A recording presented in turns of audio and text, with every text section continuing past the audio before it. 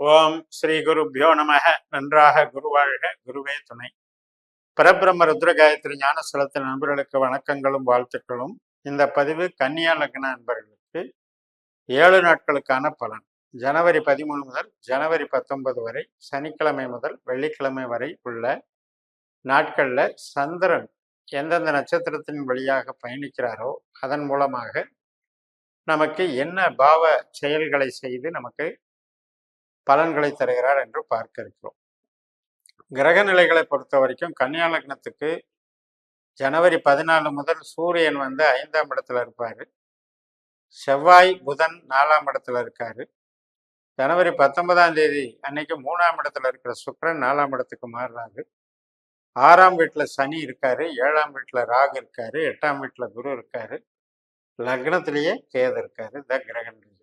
இப்ப சனிக்கிழமை அன்னைக்கு திருவோண நட்சத்திரம் ஆரம்பிக்குது.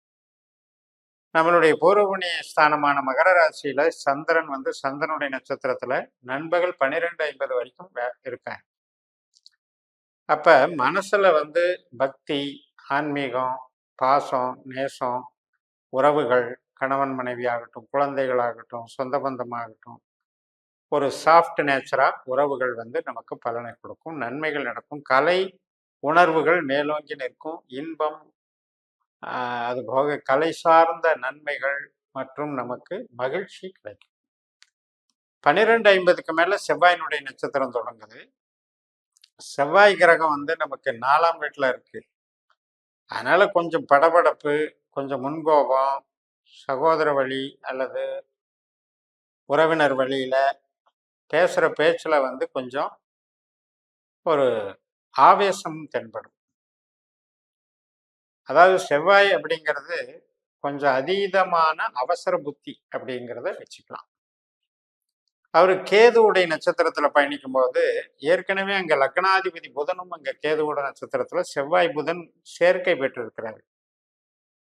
அப்ப எப்படின்னா அந்த எமோஷனலி நம்ம முடிவெடுக்கிறதுல பதட்டத்தை காமிக்காம போயிட்டாலே இன்னைக்கு ஒன்றும் பண்ணாது. அது ஒரு உணர்வு ரீதியாக சில சலசலப்பை உண்டாக்கும், அவ்வளவுதான். வேற ஒன்றும் தொழிலுக்கு பாதிப்பு கிடையாது. ஜனவரி 14ஆம் தேதி காலையில 10:22க்கு சதய நட்சத்திரம். ஏற்கனவே அந்த சதய நட்சத்திரத்துல தான் கும்பராசியில தான் சனி பகவான் 6ஆம் வீட்டுல போயிட்டு இருக்காரு. அதனால பணவரவு, மன திருப்தி, ஒரு அங்கீகாரம் எல்லாத்துக்குமே நல்லா இருக்கு. ஸோ அன்னைக்கு உறவுகள் ரீதியா பார்த்தீங்கன்னா பெருசா ஒரு எதிர்பார்ப்பு இல்லாம போயிட்டாலே ஒன்றும் பிரச்சனை வராது. அளவுக்கு அதிகமா எதிர்பார்த்தோம் அப்படின்னா இந்த 6ஆம் வீட்டுல இருக்கிற சனி என்ன பண்ணும், ஒரு அந்த கேப்பை மெயின்டைன் பண்ணும். அதாவது கேப்பை உருவாக்கிட்டே இருக்கும். கணவன் மனைவிக்கு இடையில அந்த அட்டாச்மெண்ட்டை கொஞ்சம் குறைக்கிற மாதிரி சில வேலைகளை பண்ணும். அப்படி இல்லையா யாரோ ஒருத்தருக்கு கொஞ்சம் உடல் அசௌகரியம் ஏற்பட்டாலும் அதுக்கு உண்டான வேலைகள். அதனால 6ஆம் பாவம் வேலை செய்யும்போது பொருளாதாரத்துக்கு நல்லா இருக்கிற அதே சமயத்துல உறவுக்கும் ஆரோக்கியத்தையும் கொஞ்சம் கவனம் செலுத்தணும். ஜனவரி 15ஆம் தேதி பூரட்டாதி நட்சத்திரம், குருனுடைய நட்சத்திரம். குரு அட்டமத்தானத்துல இருக்காரு, கேதுவோட நட்சத்திரத்துல இருக்காரு. அதனால உழைப்புக்கு ஒன்றும் பிரச்சனை கிடையாது. 8ஆம் வீட்டுல குருங்கிறதுனால நம்ம புது காரியங்களை தவிர்த்துருங்க, புது பிரயாணங்களை தவிர்த்துருங்க.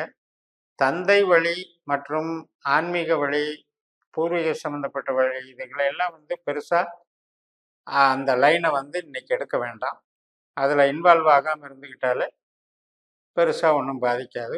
உழைப்பு ரெகுலரா செய்யற உழைப்புக்கு பாதகம் இல்லை. அதனால நமக்கு எந்த விதமான ஒரு இடர்பாடும் கிடையாது. செவ்வாய்க்கிழமை ஜனவரி 16ஆம் தேதி உத்திரட்டாதி நட்சத்திரம். சந்திரன் சனியோட நட்சத்திரத்துல 7ஆம் வீட்டுல போறாரு. சனி 6ஆம் வீட்டுல இருக்காரு. வேலை, பணவரவு, தொழில், கௌரவம், அந்தஸ்து, சொந்த தொழிலாகட்டும், உற்பத்தி கமிஷன் தொழிலாகட்டும், சர்வீஸ் ஓரியன்டான தொழிலாகட்டும், ஒர்க் ஷாப் சம்மந்தப்பட்ட தொழிலாகட்டும், அனைத்து விதமான ஒரு ஸ்பேர் பார்ட்ஸு, கட்டுமானத்துறை, இது எல்லா தொழிலுக்குமே நல்லா இருக்கும். ஜனவரி 17ஆம் தேதி ரேவதி நட்சத்திரம், புதனுடைய நட்சத்திரம். புதன் பகவான் நமக்கு 4ஆம் வீட்டுல கேது நட்சத்திரத்துல இருக்கிறதுனால ஒரு அண்டர்ஸ்டாண்டிங் இருக்கும். வேலையில ஒப்பந்தங்கள், அதன் மூலம் வரக்கூடிய நன்மைகள், கட்டுமானத்துறை, பூமி சார்ந்த ரியல் எஸ்டேட்டு, சாஃப்ட்வேரு, ஒரு டிவி, ஃப்ரிட்ஜு, இந்த மாதிரி ஹவுஸ் ஹோல்டு மெட்டீரியல்ஸ் மற்றும் கணினிகள் இருக்கு இல்லையா, கம்ப்யூட்டர் சாதனங்கள், இதெல்லாம் விற்கிறது, இது எல்லாத்துக்குமே சிறப்பாக இருக்கும். எஜுகேஷன் லைன், பிரிண்டிங் லைன், இதெல்லாம் நல்லாயிருக்கும். பப்ளிஷிங் பண்ணுறதும் நல்லாயிருக்கும். ஸோ கலைகள் சார்ந்த அனைத்து துறைகளுமே மேம்பாடு அடையக்கூடிய ஒரு நல்ல நாளாக ஜனவரி 17 புதன்கிழமை, புதனுடைய நட்சத்திரமே நமக்கு இருக்கிறதுனால நல்லா நடக்கும். ஜனவரி 18ஆம் தேதி அஸ்வின் நட்சத்திரம். சந்திரன் வந்து 7ல இருந்து 8ல் போறார். 8ஆம் இடத்துல சந்திரன் வரும்போது நம்ம கொஞ்சம் புது காரியங்களை அவாய்ட் பண்ணிக்கணும். ஏற்கனவே 8ஆம் வீட்டில் குரு அதே நட்சத்திரத்தில் அஸ்வினியில தான் இருக்காரு. அப்போ 8ஆம் வீட்டில் குருவும் சந்திரனும் சேர்றாங்க அப்படின்னால அது ஒரு பெரிய பாசிட்டிவான யோகமா நீங்க எடுத்துக்கூடாது. பட் அதே நேரத்துல குருவும் சந்திரனும் கேது மாதிரி செயல்பட போறாங்க. அந்த கேது வந்து நமக்கு லக்னத்துல இருக்கிறதுனால ஒரு ஆசிலேஷன் மைண்டு, மனக்குழப்பம் அல்லது இனம் புரியாத ஒரு ஸ்ட்ரெஸ்ஸு, இதையெல்லாம் தவிர்த்துக்கிட்டு நம்ம ரிலாக்ஸ் மூடில் இருந்தாலே போதும், ஒன்றும் பண்ணாது. புது முயற்சிகளை மட்டும் தவிர்த்துருங்க. புது விதமான நபர்களை சந்தித்தல், பொது திட்டங்களை தீட்டுதலெல்லாம் அவாய்ட் பண்ணிடுங்க. கடைசி நாளான ஜனவரி 19 பரணி நட்சத்திரம். அப்பவும் 8ல் சந்திரன் போறாரு. சுக்கிரன் வந்து 4ஆம் வீட்டுல கேது நட்சத்திரத்துல இருக்காரு.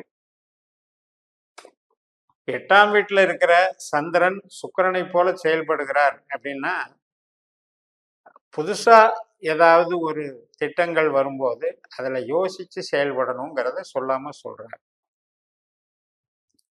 ஆனால் ஏற்கனவே பண்ணிட்டு இருக்கிற வேலை, ரொட்டீன் ஒர்க்கு, இதுல வந்து பிரச்சனை கிடையாது. அதெல்லாம் கரெக்டா பண்ணிட்டு இருப்பீங்க.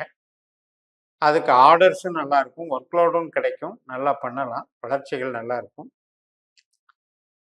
8ஆம் இடம் அப்படின்னு சந்திரன் வரும்போது கொஞ்சம் நஷ்டத்தை கவனத்துல வச்சு பண்ணக்கூடிய விஷயம்னு எடுத்துக்கணும்.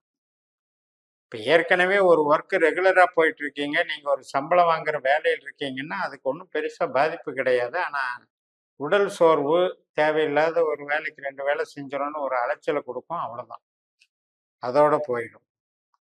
அதனால அஸ்வினி பரணி அப்படிங்கிறது மெயின் 8ஆம் இடத்துல உங்களுக்கு அந்த நட்சத்திரம் இருக்கிறதுனால இந்த 2 நாளுமே வந்து கன்னியா லக்னக்காரர்களுக்கு ஒவ்வொரு மாதத்துலையுமே நீங்க கொஞ்சம் அதை கவனம் எடுத்துக்கணும். அந்த நாட்கள்ல வந்து பொருள் சார்ந்த பாதுகாப்பு, உறவு சார்ந்து அதீதமாக ஒரு இன்வால்மெண்ட் ஆகாம ஒரு டிஸ்டன்ஸ் மெயின்டைன் பண்றது, ஆரோக்கியத்துல கவனம் செலுத்துறது, நம்மளுடைய உணவு பழக்க வழக்கங்களை மெயின்டைன் பண்ணிக்கிறது, இப்படி எல்லா விதத்துலையுமே இது மாதிரியான ஒரு கேர் எடுத்துக்கிட்டாலே போதும். அப்ப இந்த 7 நாட்கள்ல நட்சத்திர ரீதியாக நம்ம பலன் பார்த்துருக்கோம். ஆனா இன்னும் டெப்தா பார்க்கறதுக்கு மெத்தட் இருக்கு. பாஸ்கர் அஸ்ட்ராலஜியில நட்சத்திர சூத்திர முறைப்படி நம்ம பிறந்த நேரம், வினாடி, நம்ம பிறந்த ஊருக்கு சார்ந்து நம்ம ஜாதகத்தை கணிச்சு 12 பாவம் உபநட்சத்திரங்களை கண்டுபிடிக்கிற மெத்தட் இருக்கு. அதை நீங்க ஒரு தடவை கன்சல்ட் பண்ணி கணிச்சு வாங்கிக்கிட்டு நீங்க இதெல்லாம் அடாப்ட் பண்ணும்போது உங்களுக்கு கேள்விக்கான பதில்கள், உங்களுடைய விதி கொடுப்புனைகள், உங்களுடைய திசாபுத்தி கொடுப்புனைகள், உங்களுடைய கோச்சார கொடுப்புனைகள் அனைத்துமே தெளிவாக தெரியும் என்று கூறி நிறைவு செய்கிறேன். இந்த சேனலை சப்ஸ்கிரைப் பண்ணி ஷேர் பண்ணுங்க. உங்கள் தனிப்பட்ட ஜாதக பலாபலன்களை என்னுடைய வாட்ஸ்அப் நம்பரில் தொடர்பு கொண்டு பலன் பெறுங்கள். உங்களிடமிருந்து விடைபெறுகிறேன். உங்கள் JMS. நன்றி, வணக்கம்.